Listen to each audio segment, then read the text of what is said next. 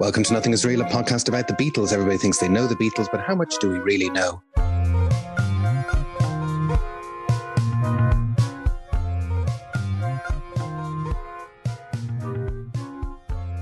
My name is Jason Carty. My name is Stephen Cockcroft. And we're live on tape from Dublin and Belfast. When John Lennon arrived in Abbey Road in July 1969 with a brand new song for the Beatles, he might not have thought that he was not only delivering their next single, but commencing on an odd series of events that would lead to a solo rock and roll album in the mid-70s and ending in the US courts in 1977. Because Come Together has a very kind of odd afterlife, doesn't it, Stephen? It does, which it leads into litigation, which is always a good thing. We like litigation. Always.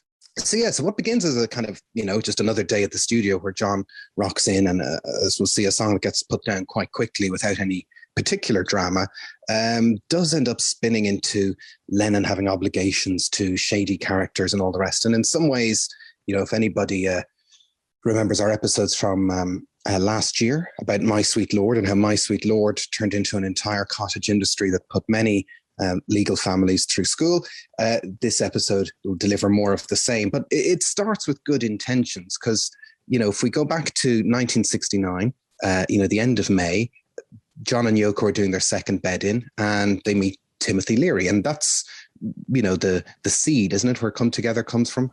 That's really the start of this song. So originally the song was composed for Timothy Leary's campaign as governor of California. He was standing against Ronald Reagan at that time, and his slogan was "Come Together, Join the Party." And he asked John, would he write a campaign song or come up with a jingle or something? Leary and his wife Rosemary were in Montreal specifically for the bed-in, which was on June the 1st, 1969, and they're both there singing in the background chorus, and they're actually mentioned in the lyrics. So everybody's talking about John and Yoko, Timmy Leary, Rosemary, Tommy Smothers, Bobby Dylan. So they're next to John and Yoko in the lyric.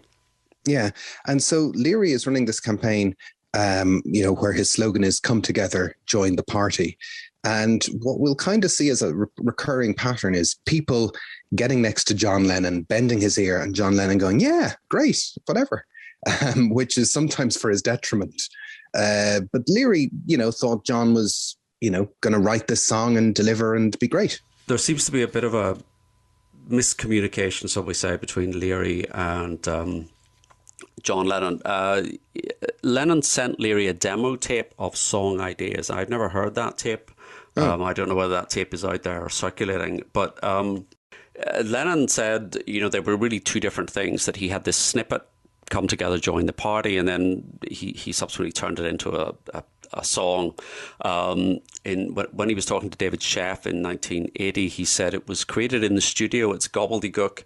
It was an expression that Leary had come up with for his attempt to be president or whoever he wanted to be. He asked me to write a campaign song. I tried and tried, but I couldn't come up with one.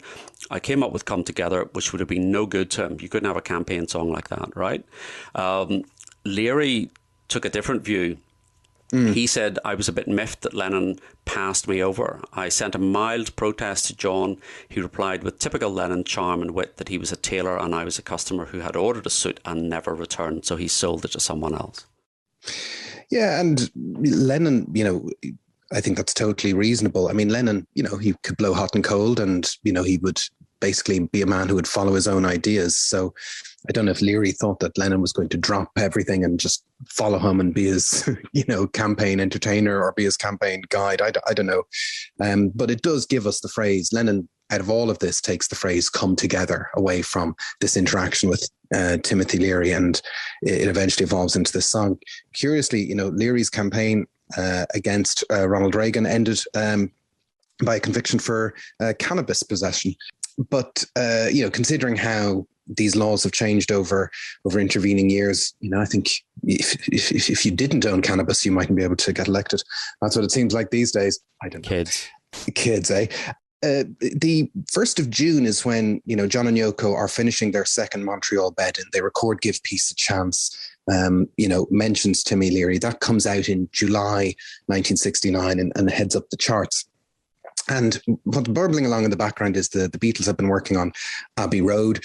There are huge chunks of Abbey Road that are being done without John, because at the start of July, John is involved in a car accident in Scotland with Yoko and Kyoko, Yoko's daughter, and they're knocked out of action. But once we get into the third weekend in July 1969, John reappears on the scene, and he's got this new song, Come Together, ready to go.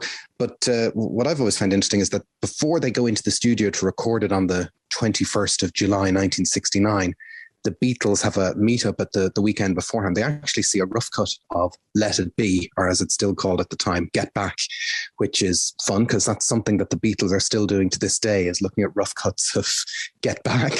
And they go out for dinner. There's some very amusing pictures of a pregnant Linda McCartney hanging out with Yoko Ono, discussing, what to have for dessert. But they're very kind of casual Polaroid photos of the Beatles out for dinner after a screening of Let It Be. And we kind of, as far as we know, before they hit the studio on Monday, the 21st of July, 1969, the previous evening, man has walked on the moon, but there's been some kind of meeting where Paul and John have knocked the song into shape, because Paul talks about this in many years from now, doesn't he? Well, he talks about him coming around with the basic, what he calls a very perky little song. And Paul will say that he recognised the link to Chuck Berry's You Can't Catch Me at that stage. And he's saying, let's try something different. Let's try swampy. And this is a word that keeps cropping up. The swampy sound, the kind of Dr. John kind of thing. So yes, Paul seems to have had some input in knocking the song together. I actually found an interview from December 1987 with George, and he says he wrote 2 lines of the song. Now, whether he's being specific or not, but he's being interviewed by Selena Scott, and she asks him about John's reaction to I Me Mine. Say, this is in 1987. He said, John was annoyed because I didn't say that he'd written 1 line of Taxman, but I also didn't say how I wrote 2 lines of Come Together or 3 lines of Eleanor Rigby. I wasn't getting into any of that. I think in the balance, I would have had more things to be niggled with him about than he would have had with me. So I wonder what 2 lines that George came up with.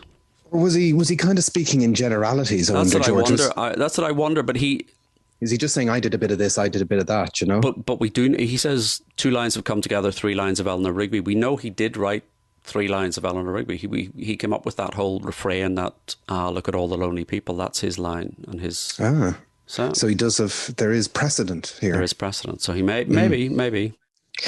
But yeah, so Paul... as you say, in many years from now, he says he's the first person to say, oh, this sounds a bit like Chuck Berry's You Can't Catch Me. And it kind of hinges around, this phrase, here come old flat top, which is the bit that kind of might have immediately hooked people back into this old Chuck Berry song. So the notion that Paul is trying to bring is that, well, let's try and change the vibe of the song. And I'm sure everybody listening here today has heard the song Come Together, and that it has that very distinctive Paul bass line, which is what he's trying to use to get this kind of swampy attitude going. And it's interesting that what he actually says is, I laid that bass line down, which very much makes the mood. It's actually a bass line that people now use very often in rap records. If it's not a sample, they use that riff. But that was my contribution to that. And I'm not entirely sure if he's saying that was my contribution to rap music or that was his contribution to Come Together. But it's his bass line, which, quote, very much makes the mood. He might, it's a song where the rhythm section do an extraordinary job, it has to be said. They do. They do. I can't think of any rap song that has the Come Together bass line in it, for a number of reasons, because the Beatles are the most litigious group on the face of the earth. But it certainly is a vibe. And the recording of the song is really uneventful. There's not a whole lot we can say about it. John has been away. He comes back into the studio on Monday, the 21st of July. Neil Armstrong is on the moon, as I've already said, because I find something very inspiring or curious about the link that Man is on the Moon will come together is being recorded. And they do about 7 takes, three of them are incomplete, and take 6 is the basis of the album version on Monday, the 21st of July, 69. And we've heard certain alternate versions. Take 1 has been on Anthology 3. Take 5 is on the expanded 50th anniversary reissue of Abbey Road. And, the song is actually, if you listen to that Take 1 from Anthology 3, it's very much in its own form from the very start of the recording. And there's a little bit of tweaking of lyrics. So I've written there's one version of lyrics where he says got to get injections because he's so hard to see. But once they've laid it down and they have that Take 6, there's a bit of vocal overdubs for the next 2 days, and it's not a very dramatic session, is it? No. John has appeared. They've gotten a great John song down. They must have been delighted with themselves. They, this thing that Paul always, lasers in on a good track and knows what's going on, and the four of them all lay it down. So Paul's on bass, George's on lead guitar, Ringo obviously on drums, George Martin's in the studio, and there's nothing really to add except John says "shoot me" for some reason. Yes, that seems odd.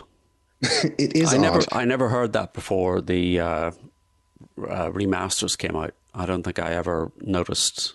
Did you not? No. I remember, because, as I've said before in this, I kind of, there were certain Beatle records that I didn't hear until after I had read Lewison's recording sessions book. So I remember reading in Lewison's recording sessions book about this kind of shoot me thing. So when I got Abbey Road and I went to listen to it, I was like, oh, that's kind of...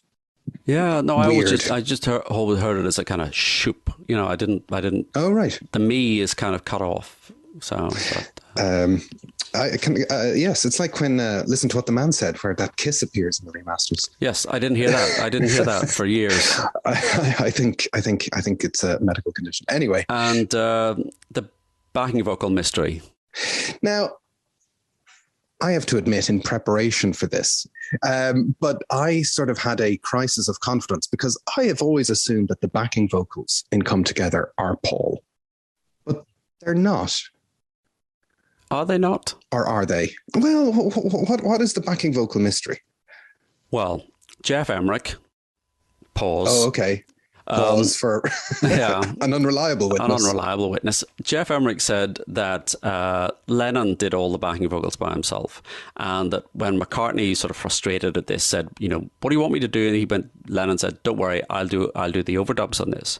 And certainly there was an interview that McCartney gave to Ray Connolly in 1970, expressing his disappointment about not singing with Lennon. And he said, even on Abbey Road, we don't do harmonies like we used to. I think it's sad. On Come Together, I would have liked to sing harmony with John, and I think he would have liked me too, but I was too embarrassed to ask him.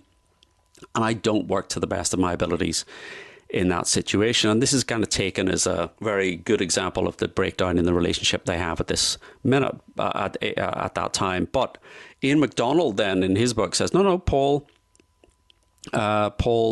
does sing the backing vocal. So I think they're both right and they're both wrong. I think what must have happened is that Paul overdubbed the backing vocals, so that he's not, when he's saying, I would have liked to sing harmony with John, he's really referring back to whether standing around a microphone or they're working something out. And I think it's Paul is singing there. So I think that must have been, we did it separately, we didn't do it together, and that's really what he's complaining about.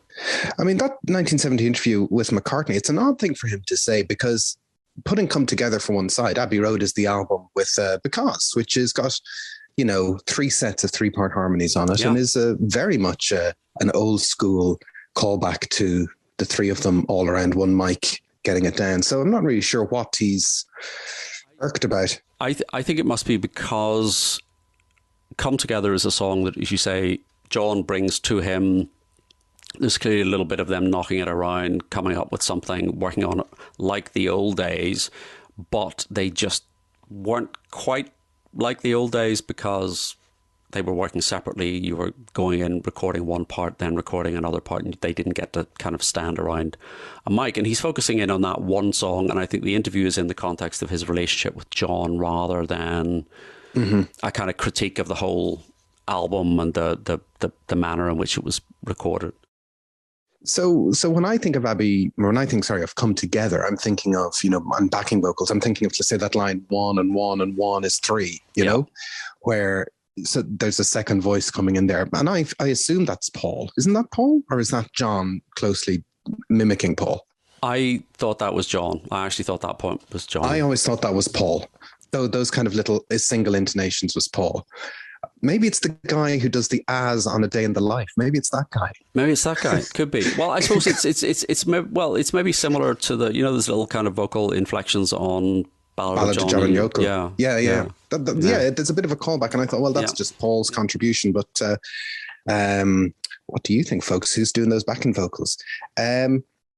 So they get the song, as I said, most of the work is done on Monday. There's some vocal overdubs on Tuesday and Wednesday, the 22nd and 23rd of July 69. And it's what they kind of realized pretty quickly is that, it's a great song. It ends up opening the album and it ends up becoming a single, which reaches number 1 in America and number 4 in the UK. But is it, it comes back to this notion of what's the song about, So John says it's gobbledygook. Yeah. Should we, fire up the slide projector and put up some other theories? John has kind of said at one point, the flat top, and he said, reference that he said, he was writing about somebody that was kind of, very, very cool in the 50s. Said when they were teenagers, a flat top was like the coolest haircut to have. Although I have to say, if he's saying that, he never had a flat top. No. I don't remember any of them having that kind of haircut. And he said, but now that person who was very cool in the 50s, well, he's got hair down to his knees and he's a hippie. And he was just kind of writing something very general. But I did come across a theory, and at the risk of sounding like absolutely the worst Beatles podcast in the world. Yes. John is writing about the other Beatles. He's writing about himself. He's writing about Paul. He's writing about George. He's writing about Ringo. And you can break the verses down. So that must be true if you read the lyrics. Well, I think you're talking about intentional fallacy, aren't you? That there's more poetry in a poem than the poet realizes. Is that what all this comes down to? That's exactly it. This is essence of Hey Jude is actually about John and Yoko. This is we're going into that territory here, and not about a man with a parrot on his shoulder. So how does this apply to Come Together? Well, the first verse, here come old flat top, he come grooving up slowly. Then it goes, he won holy roller, he got hair down to his knee. Well, that's obviously about George. Okay. He's the holy roller, and he's got the longest hair at that point. And also that line, he got to be a joker, he just do what he please, because George has walked out of the Let It Be sessions. He's saying, well, I play what you want me to play, or I won't play at all. He's just doing what he pleases. All right. Go on then. So that's the George verse, is it? That's the George verse. Then we go on to, we'll skip a verse, and bag production, walrus gumboot, Ono sideboard. Clearly, that's just all about John and Yoko. That's pretty obvious, you think? Yeah. Hold you in his armchair, you can feel his disease. Could that be a heroin reference? I don't know. Yeah. Quite possibly. I'm getting into this. You're getting into this, so this is what we have to. And then the final verse is all about Paul. Okay. He say 1 and 1 and 1 is 3. So that's the 3 against 1, Klein and you see, and then the little kind of dig at the end, got to be good looking because he's so hard to see. Well, Paul was the good looking cute one. He's the cute Beatle. All right, he's the cute Beatle. So I think we just leave it there. I think that's obviously. So how do we get a Ringo verse? The verse you've left out is he wear no shoe shine. He got toe jam football. He got monkey finger. That if Ringo. Ringo's got monkey finger. He shoot Coca-Cola. Well, it's Scotch and Coke. Scotch and Coke. Yeah, it's not bad. One thing I can tell you is he got to be free. Well, I don't know. It's certainly with all these descriptions. I'd hate to be somebody kind of in an identity parade where John is trying to describe what's going on, but. But of course, this is I'm going to give you your cue here. The verse about Paul. It says he won Mojo filter.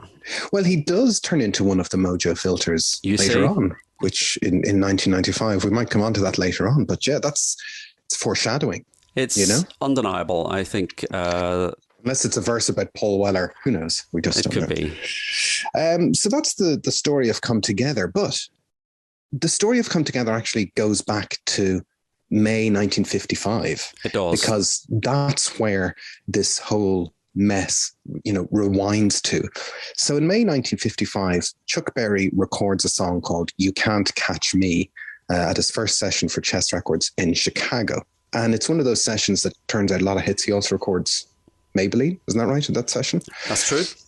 I've been in those studios. I've stood on that spot. Have you? Yes, I've been in chess studios, and the guide said this is the very spot where Chuck Berry stood to record Maybelline and You Can't Catch Me in May 1955. And we all got to stand on the spot. How big or how unassuming is Chess Studios? It's tiny. It's a tiny building. And they're clearly in. I was there 2 years ago, and they're clearly working on turning it into a completely sterile tourist attraction. You kind of went upstairs, and the studio was on the first floor, and it was absolutely, there were maybe 25, 30 people, and the room was full. Very, very strange to think that all those people kind of stood on that spot, and the Stones were in town that weekend, and I was, thinking, well, Mick and Keith probably be on the tour looking at chess studios. I'm sure they've probably been there before. They had it closed down for them. But You Can't Catch Me is, it's a single eventually that comes out after Maybelline in the US, and it's one of Chuck Berry's original run of singles, isn't it? It is, but strangely it's not a hit. It's not a hit when it comes out. It's just another one of his story songs, and it comes out in between Maybelline and School Days, which are perhaps two more well-known singles. That's it. And there's a kind of you find out at the end of the song that Maybelline, the car he's driving and You Can't Catch Me, is called Maybelline. So there's a little kind of throwback to the previous. The flat top when. Which is where this line comes from. Here come a flat top as in You Can't Catch Me. A flat top is a car, not a haircut. Well, yes, maybe. Okay, we'll come back to that in the courts,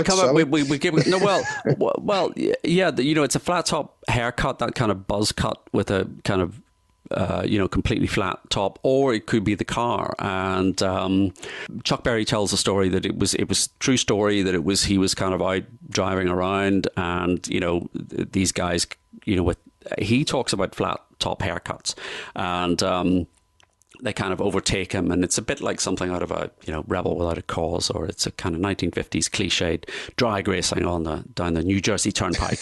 And Chuck Berry kind of then guns the engine, pulls ahead, and then he gets stopped by a state trooper. It's a Bruce Springsteen song, Come to Life, and gets a speeding ticket, So yes, it could be the car, it could be the haircut, but it's supposedly it's based on a true story, folks. Okay. And so obviously, since it's an early Chuck Berry song, it would have, the theory is that it would have gone into the ears of a young John Lennon at some point. Yes, because, John Lennon, big Chuck Berry fan, the Beatles hugely, drawing on Chuck Berry's repertoire for their early hits. Chuck died in 2017, and Paul, who we've kind of said before, Paul has constantly been called upon to eulogize deceased rock stars. I do feel sorry for Paul. His website is just a list of him saying they were a great guy and a huge influence. And shocker box. So he actually said in 2017, it's not really possible to sum up what he meant to us all as young guys growing up in Liverpool. To us, he was a magician. But there's a lot of Chuck Berry songs in their early repertoire. There's two of them turn up on albums. Roll Over Beethoven, which George sings, Rock and Roll Music from Beatles for Sale, which is John, and mostly it's John is singing the Chuck Berry songs. So if you go to the Live at the BBC album, you've got Too Much Monkey Business, Carol, Johnny B. Good, Memphis, Tennessee, Sweet Little 16, I've Got to Find My Baby. So hugely influential. And Paul took the bass line for I Saw Her Standing There. He's quite open about this. Which song is that from? Talking About You. All right. and probably inventing rap at that point. But and if you get hip-hop and all that, yes. The hip and the hop music. If you think of back in the USSR, yeah, Chuck Berry, it's as much a Chuck Berry pastiche. So it's like a pastiche of the Beach Boys doing a pastiche of Chuck Berry. So it's all in there. All human life is there. So obviously, where there's a hit, there's a writ, and there's somebody who owns the Chuck Berry publishing. At this point, should we introduce Mr. Maurice Levy? Mr. Maurice Levy. Yeah, Maurice Levy. So what happens is, Abbey Road comes out, the single comes out, it's a big hit single, it gets the #1 in America. And on the 3rd of April 1970, Maurice Levy's company, Big Seven Music, filed a copyright infringement action in New York. So this predates My Sweet Lord litigation. Yeah. And I've heard some people say, oh, this is the first kind of plagiarism suit at the Beatles. But there were two earlier ones. Well, that's what I was going to ask, because, plagiarism is something that is a hot topic these days, where there's lots of people suing other people and sometimes, not suing other people. But the Beatles, this is kind of the biggest, when you think about it, this is the most high profile plagiarism thing they get sued for. But then, plagiarism wasn't really a known quantity, I think, in the 60s. But was there other times that the Beatles got their collar felt for this? There were two others that kind of immediately came to mind. But in each of those cases, it was a kind of just a quick settlement and there was no litigation. The first one was In the Mood, which is played on the fade out of All You Need Is Love. So George Martin, who you would think, George would know better, but it was the Glenn Miller arrangement of that song. And George Martin said that EMI forced him to settle and make a payment to the publishers of In the Mood. The other one was George, poor George. Oh dear. With Your Long Blonde Hair and Your Eyes of Blue. Right. On It's All Too Much, which is from Sorrow. Yes. All You Ever Bring to Me Is Sorrow. Which subsequently became potentially more famous by David Bowie's version in the early 70s. But those kind of two examples, because In the Mood, I think George Martin assumed it was copyright control because he has green sleeves and he has all that other stuff in the outro of All You Need Is Love. Those two things you can say, well, look, they're just straight lifts. They're straight lifts. They're straight lifts, and it's a fair cop. Put your hands up. Some money changed hands, and the lawyers got very little in the way of fees. It's a bad thing, and So, but this is really the first big sort of big litigation case, the big plagiarism case. And I think it reflects the character of Maurice Levy, because he, by all accounts, was a bit of a gangster in inverted commas. And he certainly had form in terms of, hustling and making deals. And you sort of immediately think of somebody like Alan Klein as well. And they seem to come from similar sort of backgrounds and have similar approaches. So he was very wealthy. He has a great background. It goes all the way back to the 50s. But I found an article and it said he made his fortune in the music business, from bebop to big band jazz, from doo-wop to rockabilly and rock and roll. He had his fingers in everything. But he wasn't a music innovator or even a musician. He was known primarily as a wheeler dealer businessman and a swindler. He was a guy who was born in 1927, as you say, kind of cut his teeth and came to prominence in the 50s. So he's one of these classic kind of guys who gets into publishing, and he has the publishing for You Can't Catch Me, along with some other things. He was also a songwriter, wasn't he? He was. He was a songwriter. He was a co-writer on My Boy Lollipop, California Sun, and Why Do Fools Fall in Love. Fantastically talented. What a talented man. What a talented man, except he didn't write any of them. He just added his name to the credits. What I would say is, for all that we are going to spend the next 2 or 3 hours denigrating Maurice Levy, he opened the jazz club Birdland in New York. So he had kind of, with money that he raised from a charity raffle. He clearly had an eye for a deal, because he very early on began to buy up the copyrights to jazz, rock and roll, R&B songs at an early stage. He was involved, I think, with Alan Freed, the DJ. Someone else who put his name on records. Who put his name on records. That he didn't write. Exactly. The kind of payola scandal where he was investigated by a congressional committee, et cetera, and it was actually out of that, I think, that Levy got the publishing for Chuck Berry, because Freed needed money, and he kind of sold a lot of these copyrights on, and if memory serves, I think Freed was originally a open inverted commas songwriter, close inverted commas, on Maybelline. He was one of the names on Maybelline. Yes. So yes, exactly, for the same thing. So Big Seven Music became a kind of umbrella organization for Levy, and he pressed records, did distribution deals with smaller labels. Suspected of making pirated copies of albums and selling them to stores, getting all the money, not paying royalties. So just all good fun. So they're the two names that we need to remember as we proceed on this story, which is Maurice Levy and his umbrella company, Big Seven Music. But at that point, I think we might take a quick break. End of part one. Intermission. End of intermission. Part two. Welcome back. So Maurice Levy, we think he enters the story in the early 70s, but there's actually a bit of fun fact that the Beatles and Maurice Levy crossed paths in 1964. There is, in Maurice Levy's swimming pool. Okay, and we'll just leave it there. We'll just leave it there. This is the weirdest thing. Well, it's another one of these fabulous Beatle crisscross coincidences. If you were making this story up, no one would believe you. So Maurice Levy first meets the Beatles in February 1964. If you remember from our Ed Sullivan episode, they are in Miami Beach, live from the Deauville Hotel, and Maurice Levy has a house down there, and he arranges for the Beatles to use the swimming pool because he says they couldn't swim in the hotel that they were staying at. They would have been mobbed. So yeah, and that's a famous swimming pool visit. There's photos of that. There's photos and everything. Well documented. And while we're here, I'm going to say the Deauville Hotel.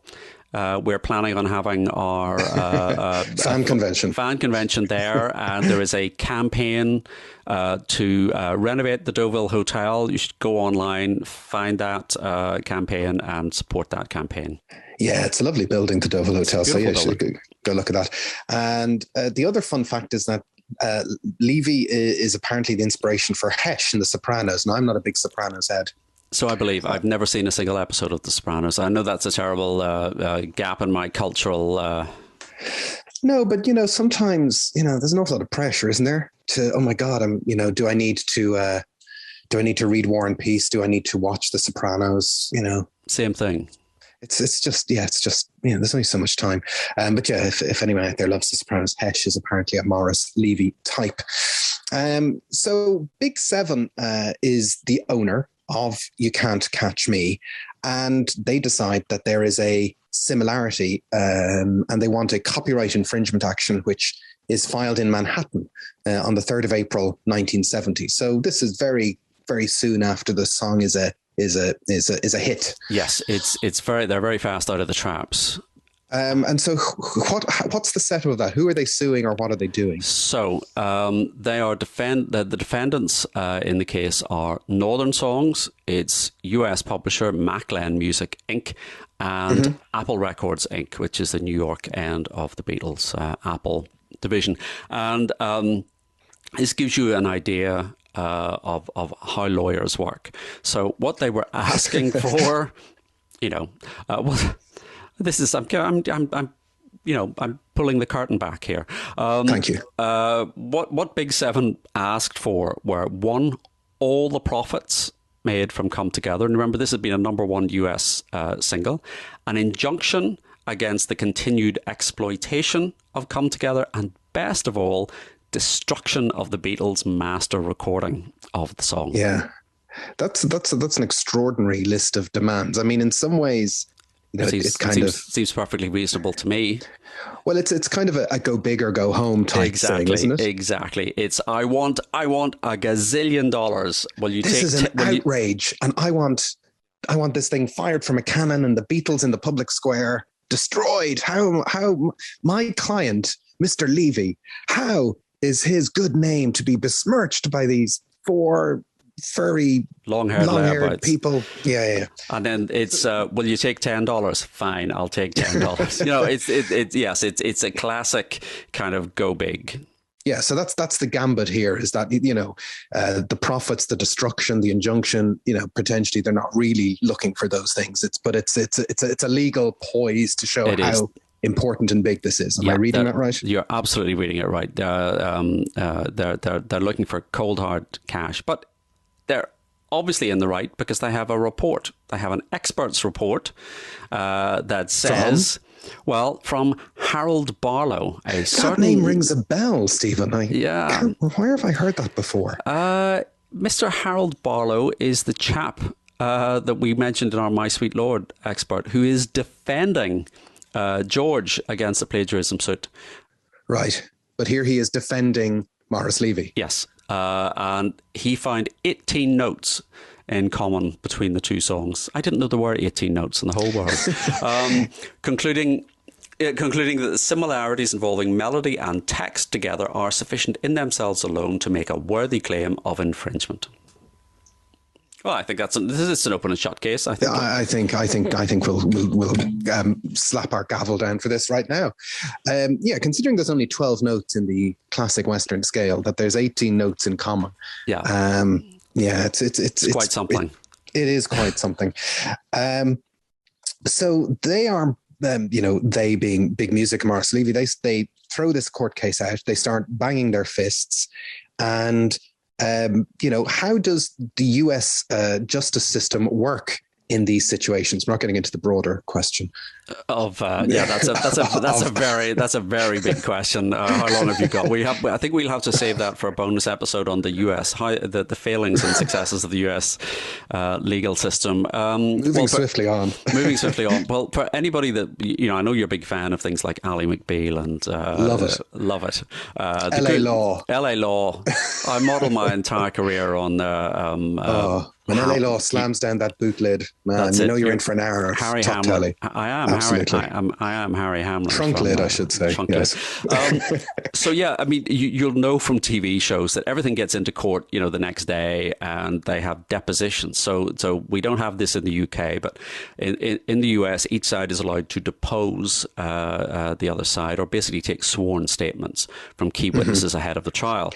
So these are the things we see on telly, where people are in like an office conference room, and there's sets of lawyers on each side of the table, and they're kind of getting a statement from a key player in what's about to go down. That's it. And there's a kind of stenographer typing away and writing everything up, and there's everybody always goes, aha, and produces something, and then it's great. It's just like real life. Yeah. So anyway, Big Seven obviously want to depose John Lennon. But he absolutely refuses to play ball. Now, Alan Klein, who is a kind of direct counterpart, I suppose, to Maurice Levy, as they came up on the same mean streets of New York. Klein offers Big Seven a deal and says, get your detective to stop looking. I'll deliver him to you on my terms. He says to William Krasilovsky, who is Levy's lawyer, all the great characters. Great names. You and your wife come to my place and stay overnight, and we'll arrange for a private deposition, which is quite, I have to say, the invitation. Well, you kind of feel that Klein and Levy are, as you said earlier, they're kind of a type, and they might speak each other's language. Yeah. So, Klein is saying, hey, come to my house and we'll make this go away type thing. Yes, in all my time as a lawyer, I have never once had anybody say, you and your wife come to my place for a private deposition. No one has ever said that to me. No, not even as a euphemism. Not even as a euphemism. So this deposition does take place, and it takes place on Christmas Eve. 1970. And this is at the Regis Hotel, and we've talked about the Regis Hotel in previous episodes. And you kind of this there's sort of film footage of where, so John and Yoko are staying there at the time, and Krasowski talks about this, and he says, this is a direct quote, that John Lennon's attitude was that Berry's music mentored him. Lennon was a compulsive fan. He had listened to the Chuck Berry record over and over again and said it must have gotten into my subconscious with that flat top phrase. We didn't have a court reporter present. Instead, we agreed on a handshake that Lennon would sign a stipulation of what his testimony would be. We manufactured a deposition for mutual convenience. So he's sort of acknowledging they didn't actually do a formal... I am no legal expert, but there's a couple of things that I'm going to point out. And as the story unfolds, it seems to me repeatedly that Lennon has bad advice and bad support. I don't know if that's a fair thing to say, but I think just from that one paragraph, I think he had very bad advice at this stage. And you can't help but feel the hand of Klein in, not actually protecting Lennon. So repeatedly what happens is this, because this is the start of something that's going to hang around for years and years and years. And Lennon, it seems repeatedly, certainly in the first couple of years of it puts himself in this situation. He's like, yeah, I guess I did copy Chuck Berry, but anyway, shall we, keep moving on? But there doesn't seem to be a proper legal barrier that's telling John Lennon to shut it down or do it formally or be quiet or don't talk or, he basically puts his hands up from the start. He does purely because he sees himself as this bastion of honesty and telling the truth and saying it as it is. Yeah, I think it's a combination of various things. That's certainly it. That Lennon is just kind of, as you say, the bastion of honesty and truth. You've also got the fact that Klein sees everything from a business perspective. Everything's a deal. Everything's a hustle. Levy is the same. I would say Klein probably thinks, well, there's a deal to be done with Levy. And certainly we'll come on to this at a number of points. It is specifically put to Levy, how much will this take or what exactly do you want? And there are lots of discussions and negotiations going on directly between the principals. I mean, this is something that would never happen in litigation. As lawyers, you would never let your clients just get in a room together and have a chat, because there's no such thing. Get in a room, have a chat, not have it properly documented. Yeah. Say, we'll draw up whatever you want me to say and I'll sign it at a future point. Yeah. None of this seems like good practice. No. I mean, there's no such thing as an off-the-record conversation in litigation. Yeah. That everything, even if it can't be formally used in court, everything that is said and done is going to inform the other side's tactics, whether it's negotiating tactics or, what they're asking for, or everything that is said has to be looked at and analysed as looking for a weakness or a chink in the other side's armour. And it's absolutely nuts that particularly a client of Lennon's stature, maybe he's just unmanageable. Maybe it is. I think a lot of it is to do with the fact that Klein just sees this as it'll never get to court. This is what happens. We posture, we ask for the destruction of the master tapes, and we'll settle at some point, and it's played out that way.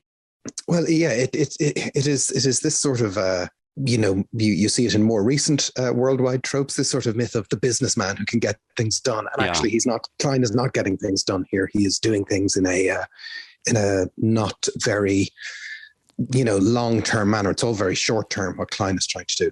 This is why, folks, it's always better to pay the lawyers their bills and get the good legal advice. And Well, I have to say, Stephen, in my deep research for this, I noticed that Come Together actually has a second songwriter. It's not just written by John Lennon on his own. If I pull up this piece of paper here, it's also written by John Lennon and Paul McCartney. So Paul McCartney is obviously being deposed in a New York hotel by some shady lawyers for an unscrupulous publishing company, isn't he? When does he give that deposition? Well, you would think so, because that's Paul's natural environment.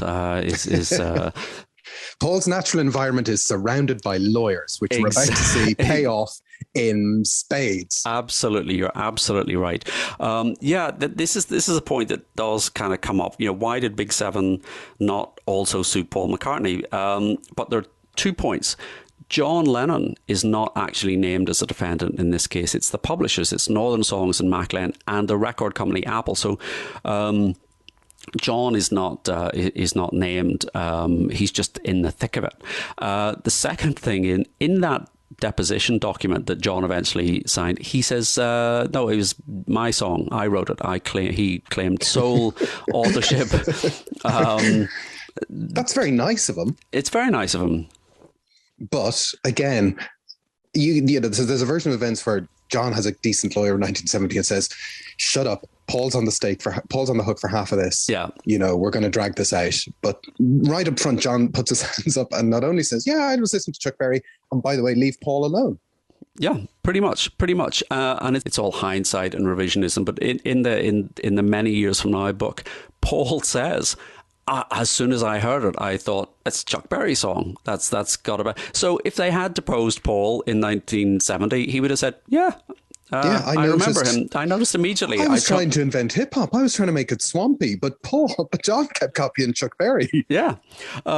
So that explains why Paul was never deposed or called on to give evidence about the writing of the song. That he's still not deposed. He's the king. Anyway, continue. Sorry, folks. So Paul is not called upon to give evidence.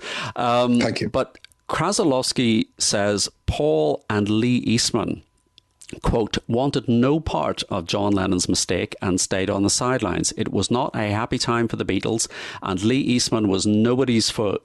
To the extent that Apple was sued, Lee got a warranty so that any damages or costs would be borne by Lennon. Now, this is really interesting because obviously, folks, Lee Eastman is Linda McCartney's dad, and so Paul's father-in-law. So Paul is literally surrounded by lawyers in the family, and they are lawyers who specialize in this kind of thing. And this is really interesting because it's not as if he's taking John's deposition at its word. This warranty is the actual legal protection. That's right. So as you say, Linda's father, Billy Kodak. This surprises me greatly. That who did Paul get the warranty from? Was this a warranty from Lennon, from Apple, from Northern Songs, from Maclean? What's going on here? So legally, how does this work? Does a warranty have to have? Does the person he's getting the warranty against have to acknowledge it? Yeah, I mean, this is they say warranty. The phrase I would use is an indemnity, so that if we get sued, this podcast gets sued for something that you most likely you have said. Me, probably, yeah.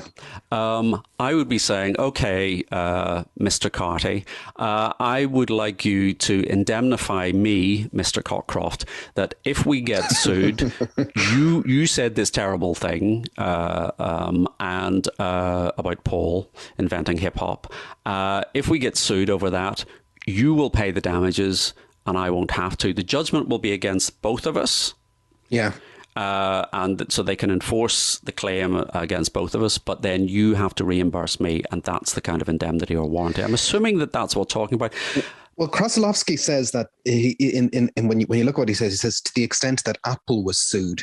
So I guess Paul is taking his bit of Apple back to Apple legally through Eastman. So whether it's Klein signing off as Apple or somebody else signing off, so it's Apple Paul. It's Paul as a part of Apple that's protecting himself. And in some ways, if Apple are being sued, Ringo and George could have gotten themselves indemnities too. Well, you see, this is the thing. It's Apple, so it just kind of comes. If Levy wins $1 million, it will just be paid by Apple, and then it will come off the top line of Apple's profits, and the net profits then are divided between the four Beatles. Essentially, at this stage, they're all the income from the four of them is pouring into Apple and then being divided equally. So Paul must have got something. Now, I don't know whether this is just a kind of expression or whether there are legal documents, but obviously the single most important question, if we get Paul on the podcast, will be, tell us about this warranty that you had. I mean, that's really the thing that we want to know about. So. If Paul comes on this podcast, it'll be an awful strange collection of questions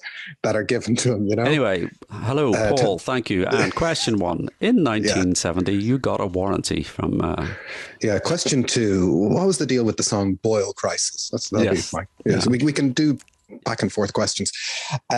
So the deposition, though, they have this deposition with John in the Regis Hotel, and it's very casual, and then it eventually gets written up into a formal deposition, and that is evidence that gets submitted to the court. So what does John say in this deposition? He obviously says nothing to do with me. Nothing to do with me. Yes, I have summarised his deposition into 34 bullet points. No, the first thing is he said, ever since I was in my teens, I was acquainted with the works of Chuck Berry, whom I consider one of the original rock and roll poets. And you've got to love the lawyers putting. Lennon never said whom I consider. Anyway, surely a good lawyer would have had him depose, who's Chuck Berry? I've never seen this man before in my life. Who is Chuck Berry? He admits that he wasn't sure whether Chuck Berry had used the phrase flat top to mean a car or the driver or something else, but insisted that Come Together had nothing whatsoever to do with an automobile. He said he hadn't heard You Can't Catch Me for approximately 10 to 11 years before the time he wrote Come Together, and not again until it was played for him at his deposition in this particular case. The Stones had recorded a version. That seems odd, 10 to 11 years. You know, we know John liked his old rock and roll. We know he had a big jukebox in his house full of rock and roll. Yeah. And the Stones released a version of it in 1965. But John said, I'm not familiar with the recording by the Stones. Not a fan. Yes. And so there is other little bits of information in the deposition where he describes the lyrics as a surrealistic stream of consciousness that have no meaning to anyone but me, except, of course, we've already decided it's all about the Beatles. And, he talks about, Here Come Old Flat Top. He correlates this to Here Comes the Sun King, that, it's just a phrase. This is interesting because, yes, he says, Paul and I wrote a song entitled Sun King. Well, Paul had no input into that. I don't think. Here comes Lee Eastman. Sun King has nothing to do with me. Yes, get out of town. Yes, get out of town. And he said, neither Mr. Berry nor anyone else ever claimed the phrase "Here Come" in those songs. He also references "Here Comes the Sun" infringed "You Can't Catch Me," Mr. Berry. So if we're looking at this phrase, Here Come Old Flat Top, we've already thoroughly dismantled the fact that Here Come isn't a phrase connected to Chuck Berry. Is flat top a Chuck Berry word? Well, again, Lennon references the Dick Tracy villain, Flat Top. I don't know. Is that right? Have you seen that film? I remember when it was 30 plus years since that Warren Beatty Dick Tracy film came out. I know you're a big fan of Hanky Panky. The Madonna song. Yes. She has a song called that? Oh, okay. I in my contrarian state, I will not say that is a good song, Hanky Panky. Normally I like bad songs by good artists, but Hanky Panky is just a terrible Madonna song. Anyway, continue. This isn't the Madonna podcast, Strike a Pose. That's coming soon. Also the song Flat Top Polka by W. Schultz and Flat Top Pickin' by country artist Cowboy Coppers, both published before the Chuck Berry song. So that's... Well, the fact that Chuck Berry was using the phrase "Here Come Old Flat Top" in You Can't Catch Me, you'd assume that he was using it in a way that people would recognize it, Yeah, I think the key point is, here come old flat top, here come a flat top, that it's the rhythm, it's the intonation. There's grooving up slowly is moving up slowly. So, and when you do hear You Can't Catch Me, because I heard Come Together before I heard You Can't Catch Me, and when you do hear You Can't Catch Me, you're like, oh yeah. Yeah. Like it's not a leap. It's an homage. Yeah, it's a sample, it's a snippet. It's the type of thing in 2021 that, would easily be settled quite quickly, to say, oh, listen, here's some money, go away.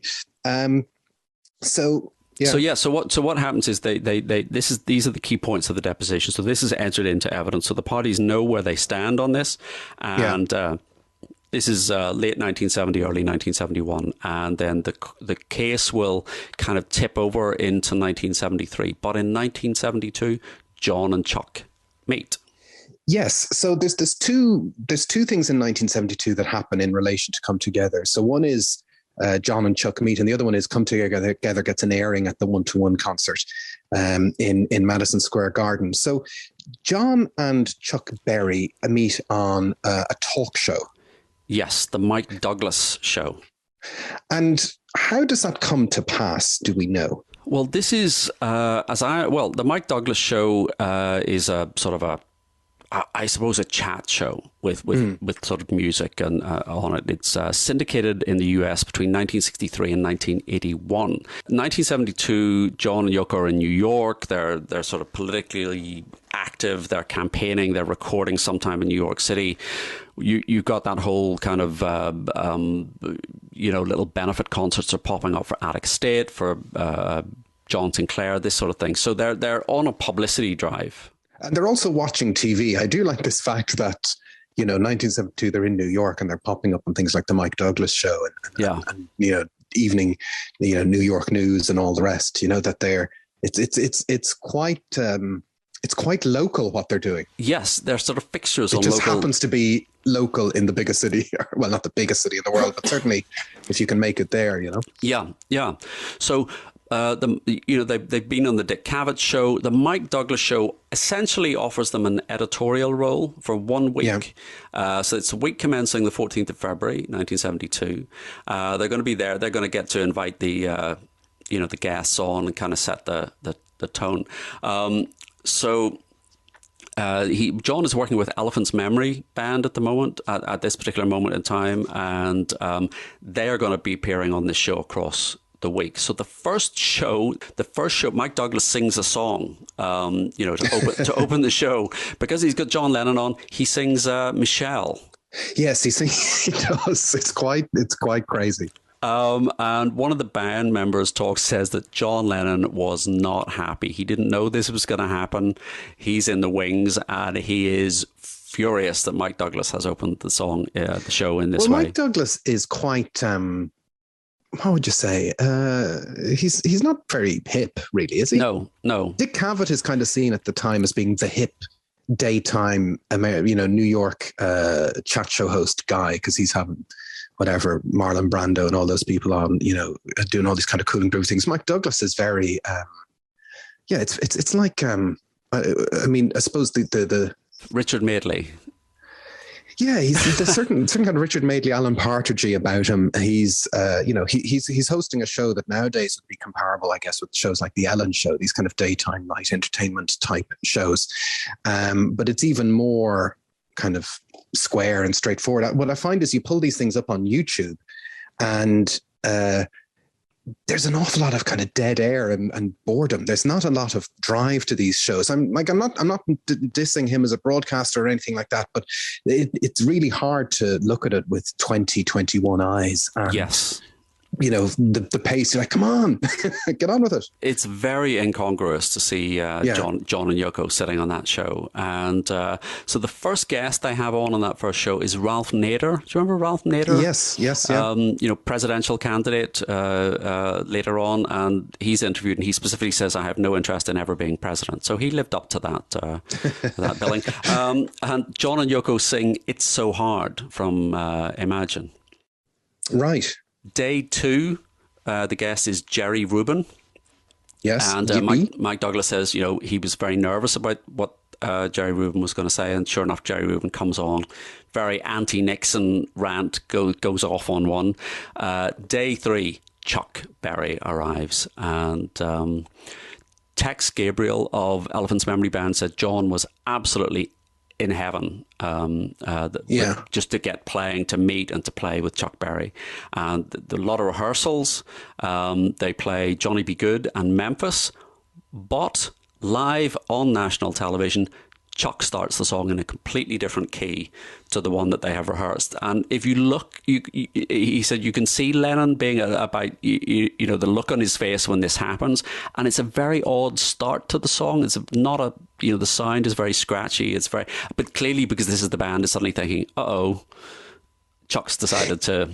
And that's a very Chuck Berry thing to do, I think. Yeah, it's the dynamic is not a comfortable dynamic when you see John and Yoko and Chuck on stage. And so John is obviously nervous, and Chuck Berry is doing Chuck Berry, where he's kind of totally full of himself and totally confident and doesn't really care what's going on. And as you say, they do Memphis and Johnny Be Good. And then Yoko does some of her vocalizing at some point. Yes. No. And, nothing happens on air, but I think subsequently Chuck wasn't particularly kind about Yoko's interjections. No.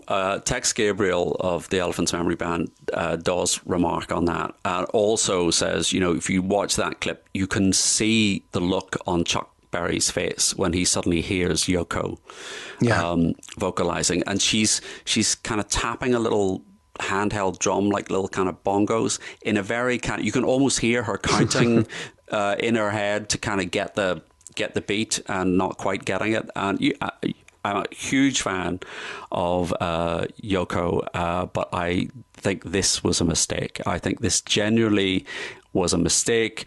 She should just have let John play with Chuck Berry and the Elephant's Memory Band. They were a kind of good, solid bar band that could have played Chuck Berry songs all night, and this was not a time for Yoko to be making an appearance. And there isn't a big John and Chuck interview or anything like that associated with the show.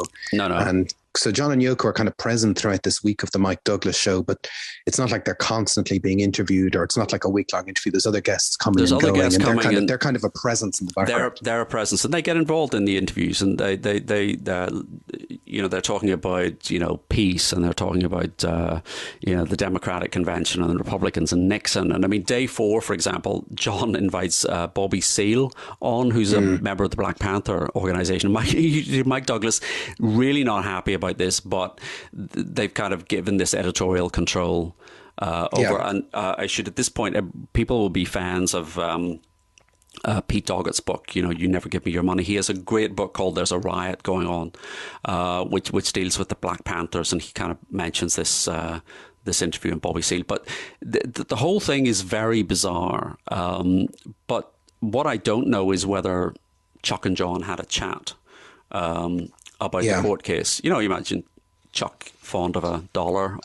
At this point, Chuck actually doesn't own his publishing. Obviously. He doesn't. It's Levy and Big Seven who own it. And, even if this potential court action goes the other way, Chuck isn't probably going to see a big payday out of it. It's Morris Levy who's angling for the payday. If I had been John Lennon's lawyer, and wow, what a different world that would have been, I would have been saying to John, ask Chuck, will he come and be a witness and say that, he doesn't see any similarity between the two songs, and then offer Chuck a recording contract and go and do a duets album with Chuck Berry, and that'll revitalize his career. And there we go.